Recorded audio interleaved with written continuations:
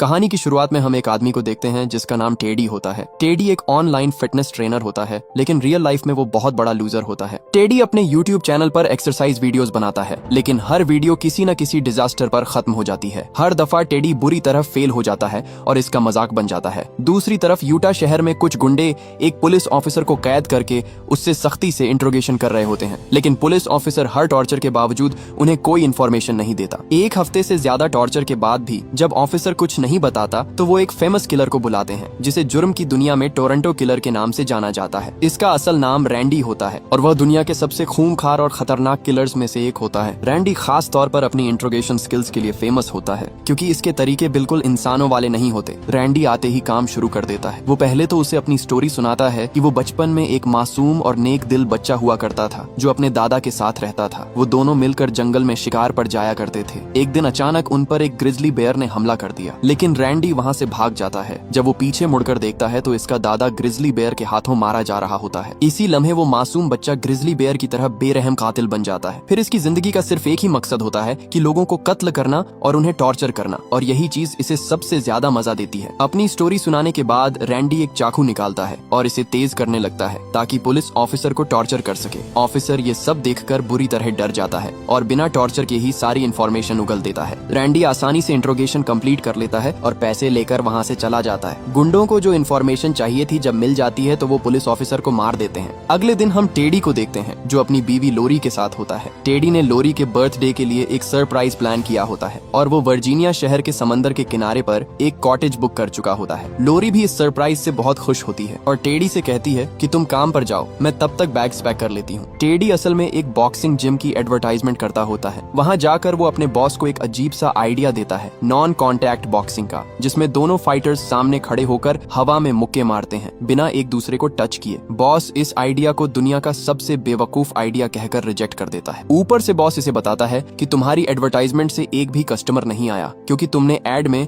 Gym का phone number और address ही नहीं डाला। इसी बेवकूफी की वजह से बॉस टेडी को जॉब से निकाल देता है। इधर टोरंटो में रैंडी अपने घर वापस आता है। वो अपने वेपन्स और पैसे लॉकर में रखता है और फिर ब्रेकफास्ट करने लगता है। ब्रेकफास्ट के दौरान इसकी हैंडलर इसे कॉल करती है, लेकिन रैंडी कहता है कि वो अब बिजी है। लेकिन जब हैंडलर इसे बताती है कि इस मिशन को पूरा करने पर $2 मिलियन मिलने वाले हैं, तो यह सुनते ही रैंडी फौरन मान जाता है। वो बताती है कि इस मिशन के 2 लेवल्स हैं, हर लेवल के $1 मिलियन मिलेंगे। रैंडी फौरन उससे एड्रेस मांगता है। वो इसे वर्जीनिया के बीच पर एक कॉटेज का एड्रेस देती है और कहती है कि आज ही वहाँ पहुँचना है। इसी टाइम टेडी अपने घर वापस आता है और वो देखता है कि इसकी बीवी फुल रेडी है और उसने सब बैग्स भी कार में रख दिए होते हैं। जब लोरी ऑफिस का पूछती है तो टेडी झूठ बोलता है और कहता है कि सब कुछ परफेक्ट है। फिर हम देखते हैं कि रैंडी अपनी गाड़ी में वर्जीनिया की तरफ निकल चुका होता है और टेडी भी अपनी बीवी के साथ वर्जीनिया की तरफ ड्राइव कर रहा होता है। वर्जीनिया पहुंचकर टेडी अपनी बीवी को दूसरा सरप्राइज देता है। वो इसे 2 घंटे के लिए ब्यूटी स्पा ले जाता है, जहां इसकी सारी सेशंस पहले से ही बुक होती हैं। टेडी उससे कहता है तुम रिलैक्स करो, मैं तब तक कॉटेज जाकर सब कुछ सेट करके आता हूँ। लोरी कार से उतर जाती है और टेडी अकेला कॉटेज की तरफ जाने लगता है, लेकिन कॉटेज के एड्रेस वाली स्लिप ब्लर होती है, जिसकी वजह से टेडी नंबर ठीक से पढ़ नहीं पाता और वो गलत कॉटेज पर पहुंच जाता है। जब टेडी कार से अपना लगेज निकाल रहा होता है तो कॉटेज के अंदर से एक गंजा आदमी चुपके से इसकी वीडियो बना लेता है। फिर जब टेडी दरवाजा नॉक करता है तो दरवाजा वही गंजा आदमी खोलता है। यहाँ पर एक बहुत बड़ी कंफ्यूजन हो जाती है क्योंकि वो आदमी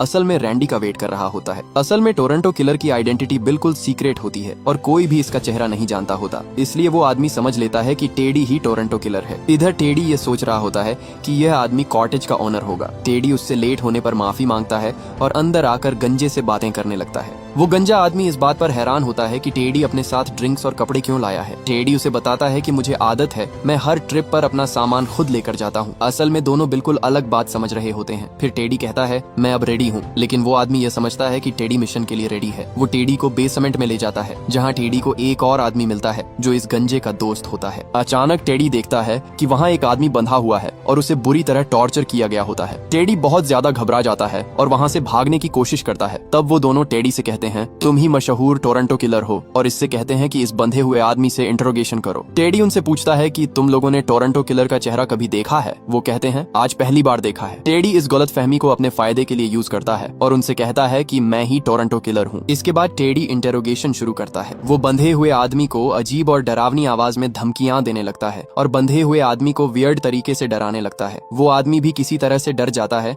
और सारी इन्फॉर्मेशन बता देता है। गंजा आदमी अपनी बॉस को कॉल करता है और बताता है कि टोरंटो टोरंटो किलर ने सारी इंफॉर्मेशन निकाल ली है और अब टोरंटो वॉशिंगटन में तुमसे मिलेगा। वो यह भी बताता है कि यह ऑपरेशन कंप्लीट हो चुका है। इसी टाइम FBI उन पर हमला कर देती है और एजेंट्स अंदर घुस आते हैं और उन पर फायरिंग करने लगते हैं। इस हमले में सारे गुंडे मारे जाते हैं, लेकिन टेडी किसी तरह बच जाता है और वहां से भागने की कोशिश करता है, मगर FBI उसे भी पकड़ लेती है। इसके बाद टेडी को इंटरोगेशन रूम में ले जाया जाता है, जहां टेडी शुरू से आखिर तक सारी स्टोरी सुनाता है कि वो सिर्फ रॉन्ग कॉटेज पर चला गया था। टेडी से एक फेडरल एजेंट डेविस इंटरोगेशन करता है। डेविस कहता है कि मैं जानता हूं कि तुम टोरंटो नहीं हो, लेकिन असल मसला ये होता है कि उन क्रिमिनल्स का बॉस वेनेजुएला की आर्मी का कर्नल होता है, जिसका नाम सेबेस्टियन होता है। सेबेस्टियन बहुत बड़ा माफिया होता है, लेकिन अब वो FBI से भाग रहा है। उस गंजे आदमी ने टेडी की वीडियो बनाकर सेबेस्टियन को भेज दी होती है, यह समझकर कि वो टोरंटो किलर है। यानी अब सेबेस्टियन यह मान चुका होता है कि टेडी ही टोरंटो किलर है। ऊपर से वो कॉल भी कर चुके होते हैं कि अब सेकंड मिशन के लिए टोरंटो वॉशिंगटन में मिलेगा। डेविस टेडी को बताता है कि वो लोग कई सालों से सेबेस्टियन को पकड़ना चाहते हैं और अब उनके पास एक आखिरी मौका है।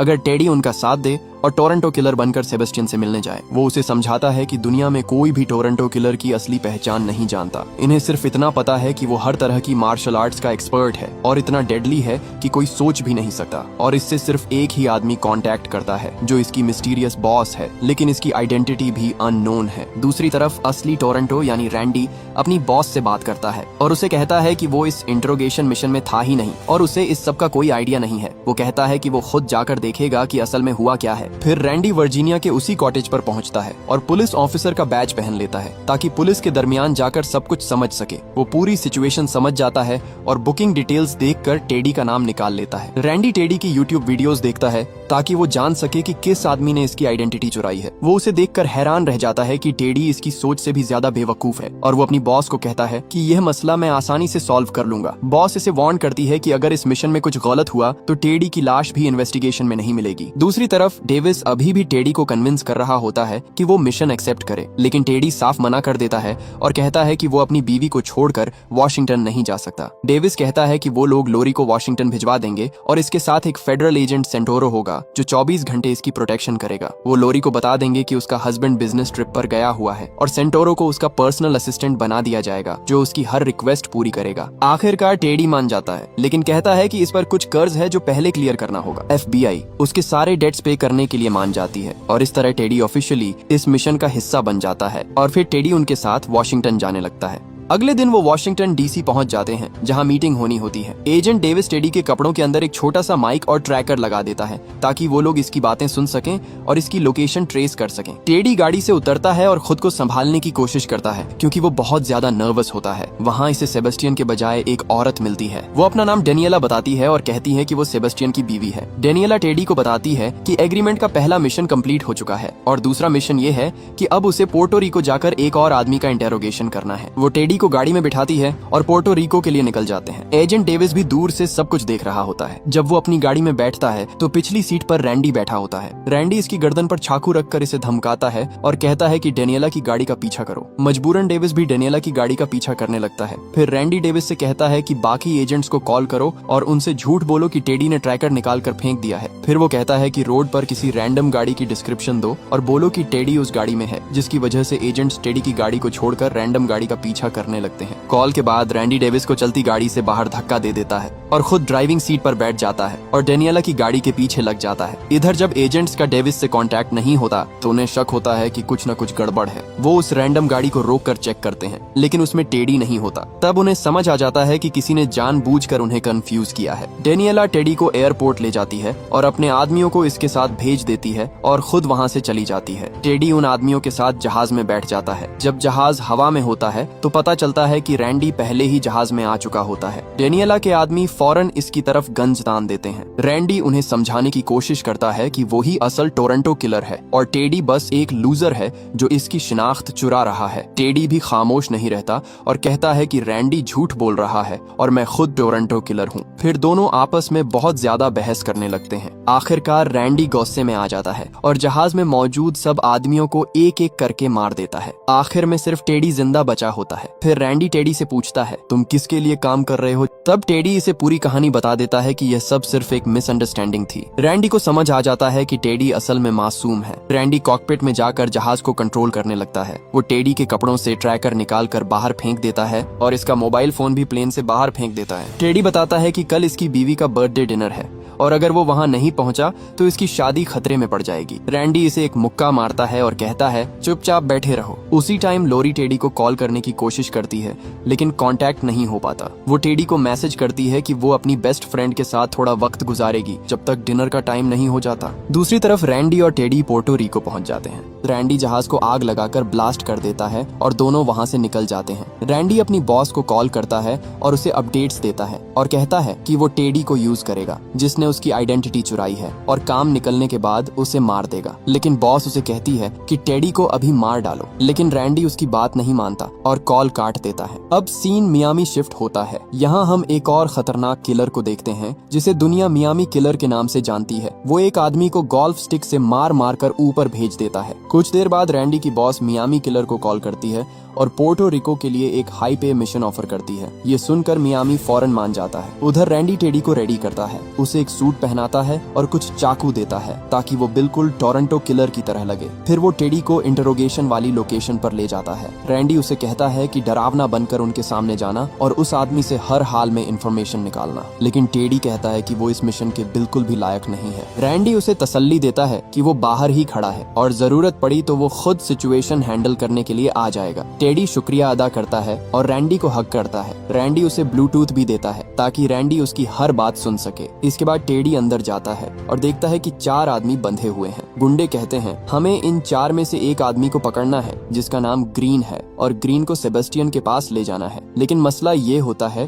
कि उन्हें नहीं पता कि इन 4 में से ग्रीन कौन है। वो टेडी से कहते हैं कि तुम पता करो कि इनमें से ग्रीन कौन है। टेडी पहले तो बहुत ज्यादा घबरा जाता है लेकिन किसी तरह वो खुद पर काबू पाकर इंटेरोगेशन शुरू करता है। इंटेरोगेशन के दौरान वो गलती से एक आदमी की आंख के नीचे चाकू मार देता है। टेडी खून देखकर बहुत ज्यादा घबरा जाता है और उस पर उल्टियां करने लगता है। ये देखकर वहां मौजूद सभी लोग डिस्गस्ट फील कर रहे होते हैं। ये सब देखकर असली ग्रीन खुद बता देता है कि मैं ग्रीन हूँ। वहां मौजूद गुंडे टेडी की मासूमियत देखकर हैरान रह जाते हैं। जब उनमें से एक टेडी के करीब आता है तो वो टेडी के कान में लगा ब्लूटूथ देख लेता है। वो सब फौरन समझ जाते हैं कि टेडी असली टोरंटो किलर नहीं है।